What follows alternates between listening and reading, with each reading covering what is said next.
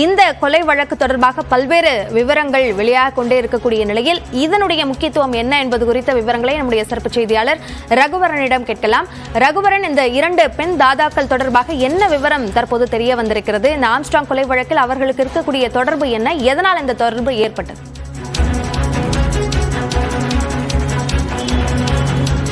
தமிழகத்தையே உலுக்கிய இந்த ஆம்ஸ்ட்ராங் கொலை வழக்கில் 2 பெண் தாதாக்கள் முக்கிய பங்கு வகித்தது தற்போது விசாரணையில் தெரிய வந்திருக்கிறது.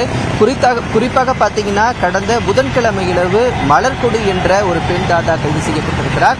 முன்னாள் அதிமுக பிரமுகரான இவர் மீது தற்போது இவர் புழல் சிறையில் அடைக்கப்பட்டிருக்கிறார்.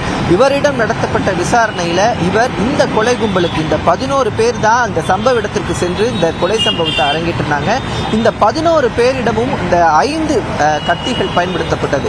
இந்த 5 கத்திகளும் பயன்படுத்த முடியாத ஒரு சூழல் ஏற்பட்டதுன்னா அவங்க ஒரு 10 நாட்டு வெடிகுண்டுகளை வீசுவதற்கு தயாராக இருந்திருக்காங்க. அப்போ அந்த கொலை கும்பலுக்கு நாட்டு வெடிகுண்டுகளை சப்ளை செய்தது இந்த மலர்கொடி தான் அப்படின்றது தெரிய வந்திருக்கு. குறிப்பா மலர்கொடி மீது அவர் ஒரு வழக்கறிஞராக இருந்தாலும் அவர் மீது பார்த்தீங்கன்னா 2 கொலை வழக்குகள் இருக்கிறது. 10க்கும் மேற்பட்ட வழக்குகள் அவர் மீது இருக்கிறது.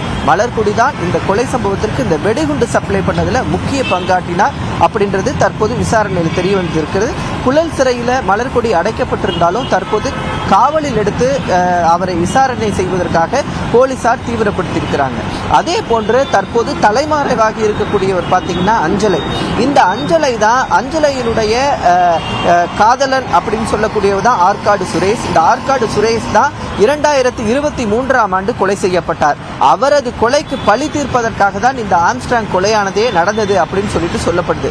அப்போ இந்த அஞ்சலை தான் இந்த கொலை சம்பவத்திற்கு பணம் சப்ளை செய்தவராக பார்க்கப்படுகிறது. அப்போது இந்த பணம் எங்கிருந்து இந்த அஞ்சலைக்கு வந்தது, அவர் எப்படி இந்த திட்டத்தை தீட்டினார் என்ற கோணத்திலும் விசாரணை நடத்திட்டு இருக்காங்க. அது மட்டும் இல்லாமல் அஞ்சலை தற்போது தலைமறைவாக இருக்கிறார். அவரை கைது செய்தால்தான் இந்த திட்டம் எப்படி செயல்படுத்தப்பட்டது அப்படின்றது தெரிய வரும். அதனால 3 தனிப்படையை அமைத்திருக்கக்கூடிய போலீசார் அஞ்சலையை குறிப்பாக தேடி வராங்க.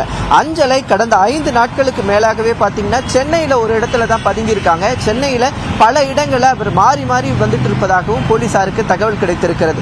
அஞ்சலை குறிப்பாக பார்த்தீங்கன்னா வட சென்னை பகுதியில் கஞ்சா விற்பனையில் ஈடுபடுவது, அது மட்டும் இல்லாமல் வட சென்னையில் கந்துவட்டி விடுவதில் கில்லாடி ராணி என்றும் சொல்லப்படுகிறது. அதனால அஞ்சலையை தற்போது குறிவைத்து போலீசார் தேடி வருகிறாங்க.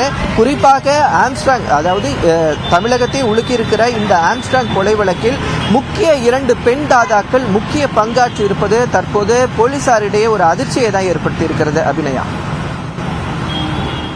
ஆம்ஸ்ட்ராங் கொலை வழக்கு தொடர்பாக நிறைய விவரங்கள் தெரிய வந்திருக்கின்றன. இப்போ தலைமறைவாக இருக்கக்கூடிய அவரை கைது செய்வதற்கு காவல்துறை தரப்பில் என்ன நடவடிக்கைகள் முன்னெடுக்கப்பட்டிருக்கின்றன ரகுவரன்?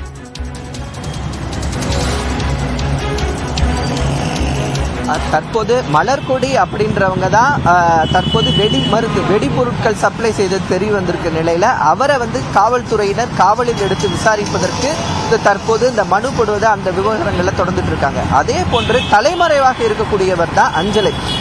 தற்போது இந்த ஆற்காடு சுரேஷின் கொலை வழக்கில் அவரது தம்பி ஈடுபட்டிருக்காரு, அவருடைய மைத்துனர் ஈடுபட்டிருக்காரு. இப்படின்றதுதான் முதற்கட்டமாக இந்த 10 நாட்களாக தெரிய வந்த நிலையில இந்த ஆற்காடு சுரேஷினுடைய காதலியான அஞ்சலியும் தற்போது இந்த வழக்கில் ஈடுபட்டிருப்பது மிக முக்கியமாக பார்க்கப்படுகிறது. அது மட்டும் இல்லாமல் பாஜக பிரமுகரான இந்த அஞ்சலை தான் நிறைய கந்து வெட்டி விடுறாங்க. அதாவது 2019ஆம் ஆண்டிலிருந்தே அதிக பணப்புழக்கம் கொண்ட அந்த அஞ்சலை இந்த கொலை சம்பவத்தில் நிறைய பணத்தை அவங்க இன்வால்வ் பண்ணியிருக்கிறது. அவருடைய பணத்தை அவங்க கொடுத்திருக்கிறது போலீசார் விசாரணையில் தெரிய வந்திருக்கு. அது மட்டும் இல்லாமல் அஞ்சலையோடு வட சென்னையை சேர்ந்த சில ரவுடிகள் தொடர்பில் இருந்தாங்க. அந்த வட சென்னையை சேர்ந்த ரவுடிகள் 2 பேரையும் போலீசார் தற்போது அவர்களுடைய விசாரணை வளையத்திற்குள் கொண்டு வந்திருக்கிறாங்க. அதனால அஞ்சலையினுடைய வாக்குமூலம் இந்த வழக்கில் மிக முக்கியமான வாக்குமூலமாக இருக்கும். அதனால அஞ்சலை கைது செய்யப்பட்டால் தான் அவர் என்ன சொல்கிறார், எதற்காக இந்த சம்பவம் எல்லாம் அரங்கேற்றப்பட்டது, எப்படி இந்த செயின் லிங்க், அதாவது இந்த கொலையாளிகள் பார்த்தீங்கன்னா ஒருத்தவங்க வட சென்னையில் இருக்காங்க, ஒருத்தவங்க குண்டு சப்ளை பண்ணவங்க பார்த்தீங்கன்னா மத்திய சென்னை நேரில் இருக்காங்க. அது மட்டும் இல்லாமல் சம்பவத்தை போய் அரங்கேற்றியவர்கள் பார்த்தீங்கன்னா திருவள்ளூர் மாவட்டத்தை சேர்ந்தவங்க. இப்படி ஒரு செயின் லிங்கா போகக்கூடிய இந்த பகுதி எப்படி உருவானது, எப்படி செயல் திட்டமாக வடிவெடுத்தது அப்படின்றதெல்லாம் இந்த அஞ்சலையினுடைய கைதின் மூலமாக தான் விசாரணையில் தெரிய வரும். அபிநயம். ஆம்ஸ்ட்ராங்கினுடைய இந்த கொலை வழக்கில் பல்வேறு பின்னணிகள் இருக்கின்றன. எந்த அடிப்படையில் திட்டம் தீட்டப்பட்டு இந்த கொலை நிகழ்ந்திருக்கிறது என்பது சார்ந்த விசாரணை குறித்த விரிவான விவரங்களை பதிவு செய்தமைக்கு நன்றி ரகுவரன்.